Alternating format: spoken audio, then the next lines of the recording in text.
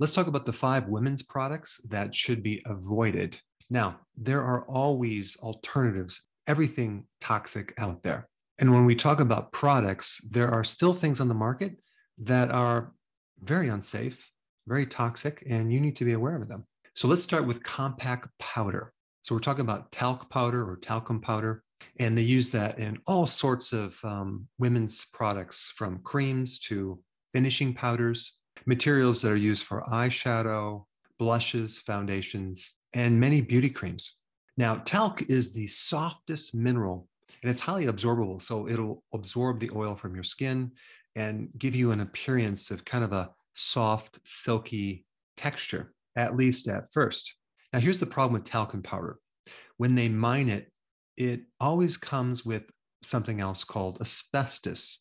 And so up to 20% of all products out there with talcum powder have asbestos as a contaminated ingredient. And the problem with asbestos is it can leave you with a malignancy called mesothelioma. So if you're currently using compact powder, you want to find a brand that is asbestos free.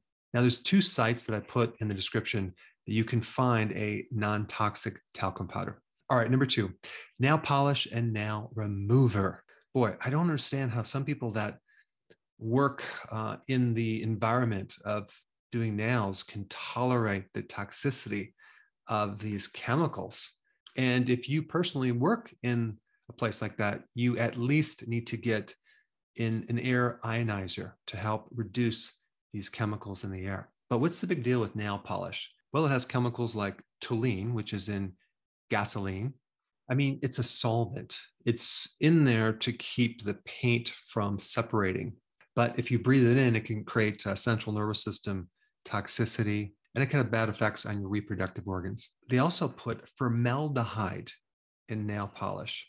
Now, what's wrong with formaldehyde? Well, it's a great preservative if you're embalming someone, but you have to realize that the nail is alive and your body can absorb things through the nail.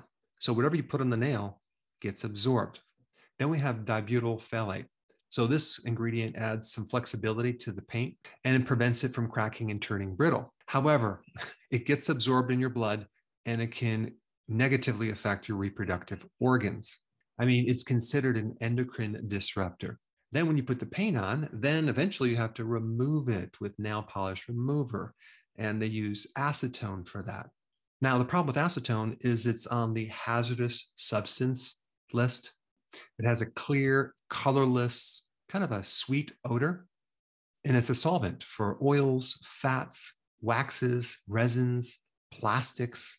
I mean, if you read this list, it's incredible. It's like, can cause headaches, nausea, vomiting, dizziness, lightheadedness, and even passing out.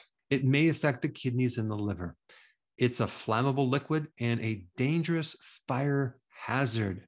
Oh, yeah. And then in the first aid section, skin contact. Quickly remove contaminated clothing.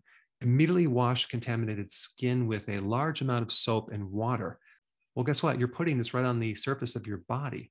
I don't know. Do people think that it doesn't get absorbed, or because it's on the nail and the nail is supposedly dead, which is not, is somehow not going to affect them? Now, as far as a cancer hazard, acetone has not been tested for its ability to cause cancer in animals. So even though they didn't test it, doesn't mean that it can't cause cancer. So anything that is a fire hazard should not be put on your body. What I recommend is simply find an eco-friendly, non-toxic nail polish and nail remover. They have them, and I'll put a link down below with a few that I found. All right, number 3, intimate wash products. They call these feminine hygiene products, which they have washes and wipes and shaving gels and lubricants. And apparently a lot of women buy these products, but are they really needed? And what are they doing to the microbiome that lives in the vaginal canal? The chemicals are killing the microflora and altering the pH.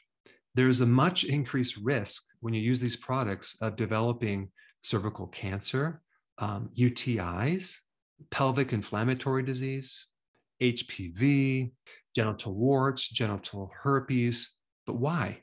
Because you're destroying the immune system. Those microbes are the defense mechanism. And so if you don't have a defense mechanism, you're more susceptible to getting unfriendly pathogens. The normal lactobacillus that lives in the vaginal canal produces lactic acid, which actually really helps the pH become slightly acidic, and that acts as another barrier.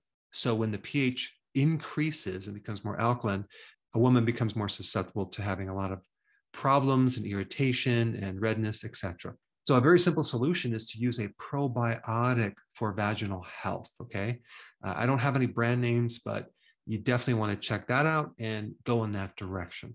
All right, then we get to number 4, hair removal creams. And the chemical mostly used is called thioglycolic acid. Now, anytime you put anything on your skin and then within minutes later, you can wipe off your hair, that should bring up a red flag, because what this acid does is it dissolves the keratin in your hair. And guess what? Thioglycolic acid is also on the hazardous substance list.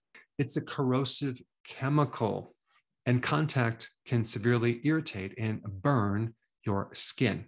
Now, as far as the cancer hazard, well, they haven't tested it to see if it causes cancer in animals, so the jury's still out. But check this out. It says avoid skin contact, yet you're putting it on your skin. And it even says to wear protective gloves when you're using this acid. So if you don't like hair on your body, don't use this chemical. You might want to just wax. All right, and number 5, permanent hair dyes. There's over 5,000 different chemicals that they use in dyeing your hair. And unfortunately, some are known carcinogens. They can cause cancer. The chemicals are going on your scalp, which has the ability to get absorbed and go right into your bloodstream. And they can act on your endocrine system. They can affect your hormones. Some chemicals are considered endocrine disruptors. And in one large study called the Sister Study, which was performed on 45,000 women, they found there was an increased risk of breast cancer and bladder cancer. So there are natural dyes out there that you should use. But when you're dyeing your hair, always ask questions and look at the ingredients of what's in this dye to make sure they're just not filled with a list of chemicals that you can't even pronounce. And because we're on the topic of chemicals and toxicity, the next best video for you to watch would be the one on the liver. Check it out right here.